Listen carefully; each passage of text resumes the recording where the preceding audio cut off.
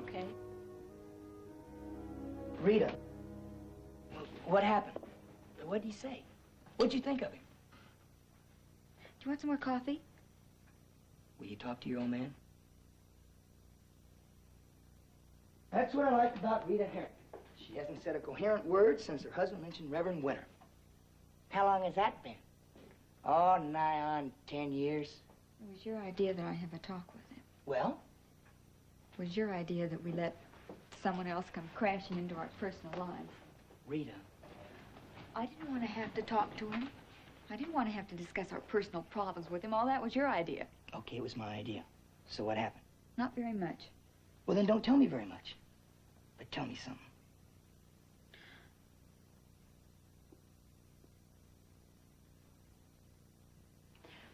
Reverend Winter's a very nice person. We had an interesting talk. Or should I say chat? Or should I say session? At first, he said no to both tea and coffee. And then when asked 15 minutes later, he still said no. What's bothering you, huh? Come on. Come on, what? You were right. We got along very nicely, considering. Get your feet off the chair.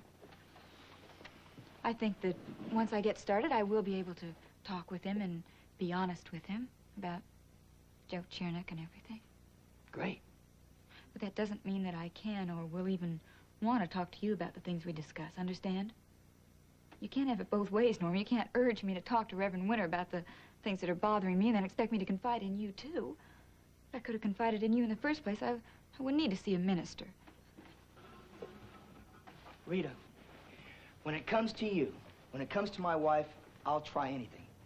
If living with me isn't enough, well, I'll go to a doctor, a minister, a friend, or the President of the United States. Look, when it comes to you, I don't have any ego at all. I just want you to be well and happy. Okay?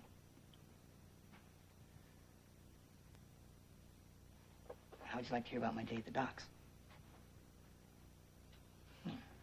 That's what I thought. Well, I'm going to bed. You know what they say, Rita? They say too much closeness, too much sharing of feeling, of warmth and fear and all that can just make Norman and Rita a loving couple. But we can't have that, can we? Huh? Can we? Modern man is shackled, if you will, to a desk and a chair, a ledger and an adding machine, a graph and a dictaphone. These are the weapons of the modern man's jungle.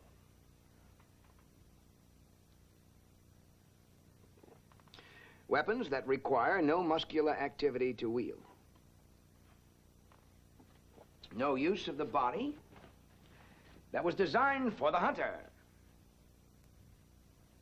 And that is, unfortunately, the greatest contributing factor to the rise in cardiovascular disease.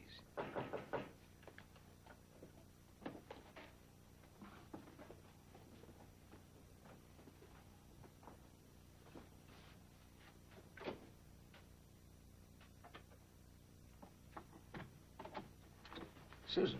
Good evening, Dr. Rossi. Good evening. Come in. Come in. I'm sorry I didn't phone first, but I'm running a bit behind schedule. Oh, it's all right. I guess I forgot something. Exactly what is it in your schedule that I'm in that you're behind in? Well, you see, I've been appointed keeper of the crowbar. The crowbar? Right. It's my job to start prying pocketbooks from people for donations. Oh, for the children's wing at the hospital. Right. Oh, that's great. Look, I know you've already pledged your financial donation, but I thought perhaps I could get you to donate a little time, too. Oh, well, I'm afraid I don't have any time tonight. You see, I'm supposed to be down at the inn at 8 o'clock for a businessman's banquet. Well, could you spare a few moments? Well, yeah, I suppose so. Would you like a drink? If it doesn't hold you up. Oh, no, as a matter of fact, I think I'm going to need something tonight to hold me up. I don't know what it is about these things that I hate so much. Oh, look, is this all right, or you want it on the rocks? It's fine. Well, I don't know of anything that I can think that would could be more terrible than to face 50 or 60 men and having consumed a half a side of beef and a pound or so of potatoes and butter, and then me have to lecture to them on obesity. Think how uncomfortable it must make them feel. Yeah, look, I'm sorry, I don't have any more olives. Less calories. Well, now, let's see. What was it? You mentioned something about a crowbar that you were going to prize some off-duty hours for me to donate. Do what, exactly? I'm afraid to mention it now. Well, not speeches. Ladies' clubs. Yikes. Oh, come on, Doctor. You're chief of staff. Surely it's your responsibility. Yeah, well, it's not exactly my forte. I disagree. A very compelling figure in black tie. Much more so than those baggy white jackets you run around in at the hospital. Yeah, I know. But this is a lot more uncomfortable than those baggy white jackets that you... Joe! Excuse me. Oh, no. Come here. Oh, I'm sorry. I didn't know that, you had company. No, wait a minute. It's all right, Joe. Your brother? Yeah. Yeah, listen, I have to apologize to you for his rudeness. Don't be silly, please. Well, has he recovered completely from his accident? well, he had a kind of a bad time. He's going to have to take it for a while until it's going to be all right. My husband said it was a miracle he came out alive. Yeah. Well, actually, we were very lucky that Tom was out on the road that night. Tom's very good with emergencies. Susan, if you forgive me, I'm just going to have to call this short. Yeah. I'll try.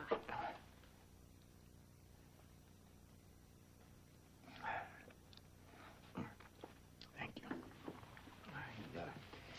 I'll try and work something out with the speeches to the ladies' club and all, if you think it'll help. Oh, it will. Thank you. Where's Tom tonight? Home working. He, too, must make speeches. Oh? Every Sunday. Oh, of course. Good night, Dr. Rossi. Good night, Susan. Thanks for your time. No, it's all right.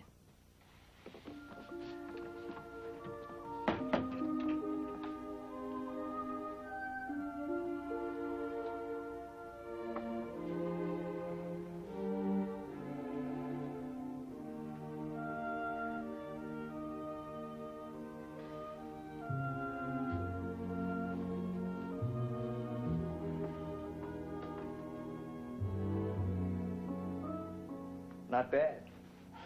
Thanks. I wish I could say the same for your manners. Rule 1 for roomies. Don't crowd the action.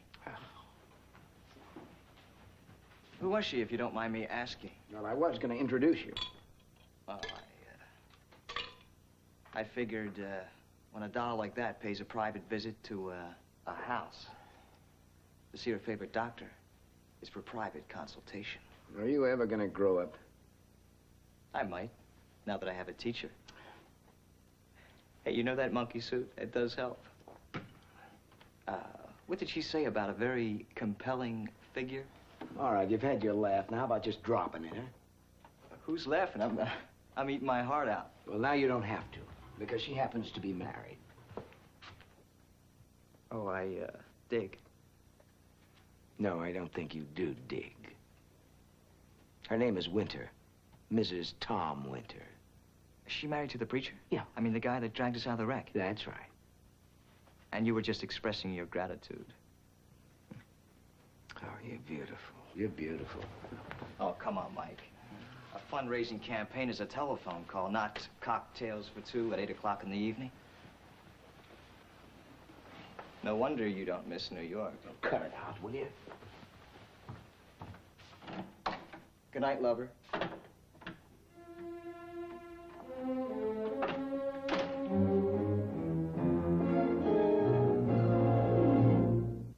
Preview from the continuing story of Peyton Place. What right do you have to tell people what to do with their lives?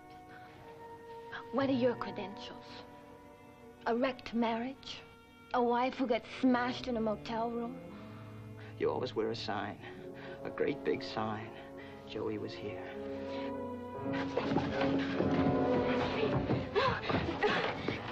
I want you.